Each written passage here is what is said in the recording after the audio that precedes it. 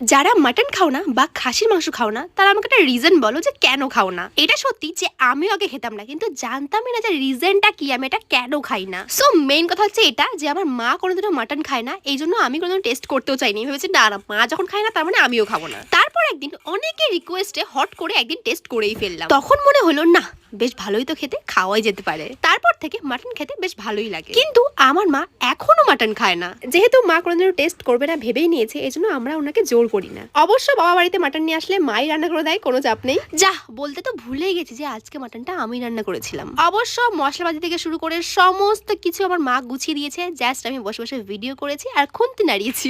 দেন বসে পড়লাম লাঞ্চ করতে। এবার যারা মাটন খেতে ভালোবাসে রীতিমতো জিভ থেকে জল বেরোচ্ছে সেটা আমি জানি। আর যারা কোনোদিন মাটন খাওনি বা টেস্ট করতেও চাও না, তারা একটু রিজন আমাকে বলে যাও যে কেন খাও না, তাহলে আমিও বুঝতে পারবো যে আমি আগে কেন খেতাম না। আর যাদের মাটন ফেভারিট তারা কমেন্টে একটা হাই করে দিও।